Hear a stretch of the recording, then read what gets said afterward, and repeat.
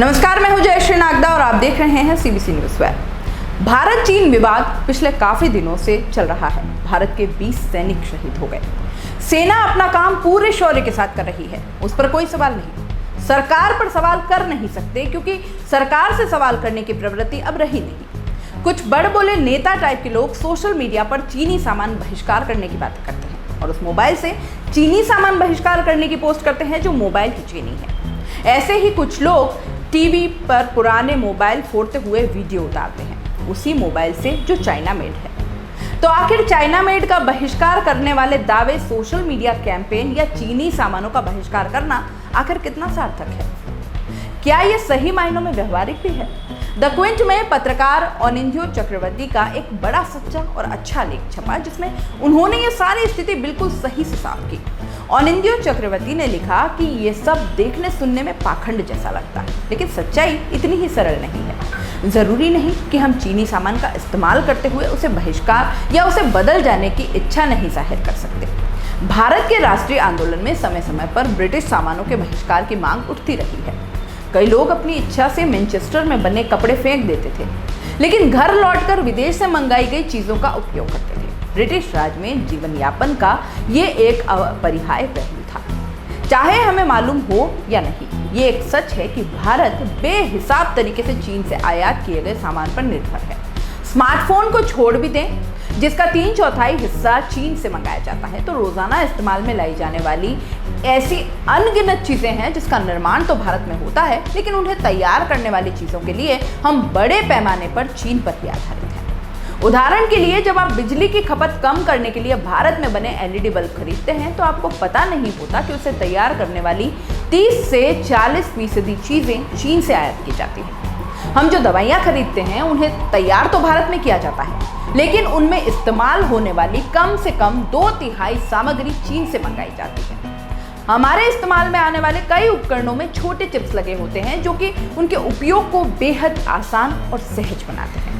ऐसे ज्यादातर चिप्स चीन से ही आयात किए जाते हैं। इसलिए चीन के साथ सैन्य संघर्ष होने के बावजूद हमारे लिए चीन में बने सभी सामानों का बहिष्कार करना व्यवहारिक तौर पर मुमकिन नहीं है और इसमें कोई शर्म की बात नहीं है। आज वैश्वीकरण के जिस माहौल में हम जी रहे हैं उसमें पूरी तरह आत्मनिर्भर होने में हमें कई दशक लग जाएंगे।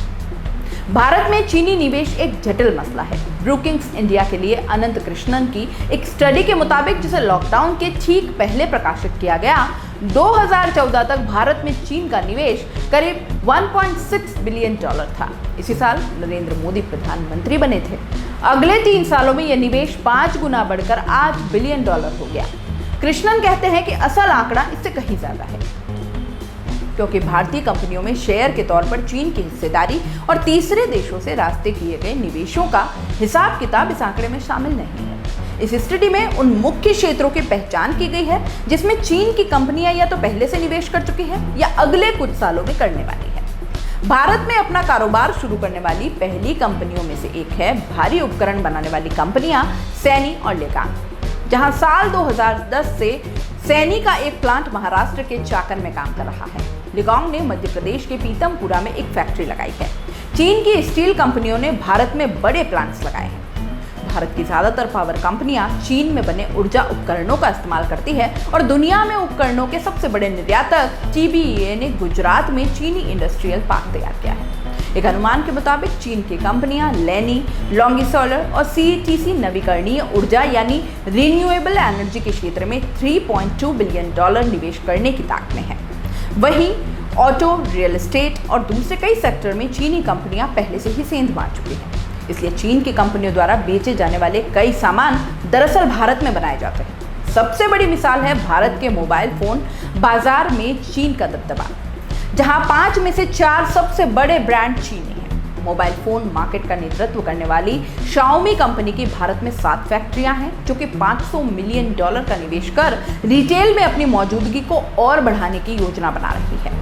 Xiaomi के प्रतिद्वंदी BBK इलेक्ट्रॉनिक्स, जो कि 3 अलग ब्रांड ओप्पो, वीवो और OnePlus के मोबाइल फोन बेचती है। कि 2 फैक्ट्रियां उत्तर प्रदेश में हैं और जल्द ही वो तीसरी फैक्ट्री खोलने की योजना बना रहा है। चीन भारतीय कंपनियों में अपनी हिस्सेदारी खरीदने में भी पूरा जोर लगा रहा है।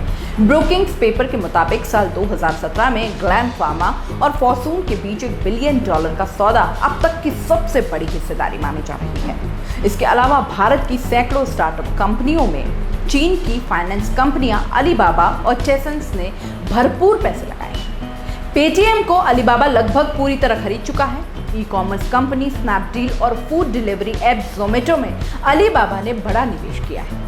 मनोरंजन और मीडिया के क्षेत्र में भी अलीबाबा बड़ी हिस्सेदारी खरीदने की योजना बना रहा है। अलीबाबा के प्रतिद्वंदी टेंसेंट ने भारत में कैब मुहैया करवाने वाले कंपनी ओला में करीब 10% हिस्सेदारी खरीद ली है। फ्लिपकार्ट, बायजूस, स्विगी और गना जैसी कंपनियां में टेंसेंट काफी अहम सौदा कर चुका है। उधर शाओमी ने मोबाइल फोन के क्षेत्र से बाहर निकलकर अपनी निवेश कंपनी शुनवेई के साथ भारत की सैकड़ों स्टार्टअप कंपनियों में हिस्सेदारी खरीदना शुरू कर दिया है। इनमें से ज्यादातर निवेश प्रधानमंत्री मोदी के कार्यकाल में हुए। इन कंपनियों के खिलाफ उठाए गए कदम भारत के स्टार्टअप कंपनियों के एक बड़े हिस्से को नुकसान पहुंचा सकते हैं। ठीक इसी तरह भारत में निर्माण के क्षेत्र में लगी चीनी कंपनियों की जिंदगी मुश्किल करने पर न सिर्फ रोजगार पर बुरा असर पड़ेगा, बल्कि भारी उपकरण और इलेक्ट्रॉनिक सामानों की सप्लाई को भी नुकसान पहुंचेगा, जिनके बगैर कोई भी आधुनिक अर्थव्यवस्था काम नहीं कर सकती। मौजूदा समय में मोदी सरकार पर निशाना साधना आसान है, क्योंकि चीन के साथ भारत का रवैया ठीक वैसा ही नहीं हो सकता जैसा पाकिस्तान के साथ होता है। शासन कला का मतलब है वस्तु स्थिति को समझना और समझदारी से व्यवहारिक फैसले लेना। इसमें कोई शक नहीं कि चीन निर्यात के लिए भारत पर उतना निर्भर नहीं है जितना हमारी अर्थव्यवस्था चीनी सामान और पूंजी पर निर्भर है। इसलिए एक जिम्मेदार और समझदार सरकार इस तनाव को सावधानी से सुलझाने की कोशिश करेगी। एक बार पूरी तरह साफ है, चीन के साथ हमारा संबंध एक नाजुक मोड़ पर पहुंच चुका है। हमारे चारों तरफ, खासकर पाकिस्तान, श्रीलंका और नेपाल में ड्रैगन का भयावह मौजूदगी का सामना करने के लिए हमें नए साथियों से हाथ मिलाने की जरूरत है। चीनी दबदबे को प्रभावहीन करने का एक तरीका है भारत में उसके बढ़ते कारोबार को संतुलित करना और साथ साथ अमेरिका से सैन्य संबंधों को मजबूत करना। सोवियत संघ के अंत के अब तक 3 दशक पूरे हो चुके हैं और इस इलाके में पाकिस्तान और अमेरिका के स्वाभाविक मित्र होने के बाद भी 1 दशक पुरानी हो चुकी है। ये मोदी सरकार के लिए मौके की घड़ी है, जिसका उसे इस्तेमाल करना चाहिए। ऐसा करने से घरेलू स्तर पर कुछ लोगों के अहंकार को ठेस पहुंच सकती है, लेकिन उस पर सार्वजनिक बातचीत से काबू किया जा सकता है। ये एक ऐसी बात है जिसे पीएम मोदी को सिखाने की जरूरत नहीं है। अगर आप YouTube पर देख रहे हैं तो CBC न्यूज़ वायर का चैनल सब्सक्राइब करिए, पास में दिख रहे बेल आइकन को भी दबाइए, ताकि जब भी हम आपके लिए कोई खबर, कोई जानकारी लेकर आए तो सबसे पहले आपके पास नोटिफिकेशन पहुंचे। अगर आप Facebook पर देख रहे हैं तो CBC वायर का पेज लाइक करिए। अगर आप Instagram पर देख रहे हैं तो आप हमें फॉलो कर सकते हैं।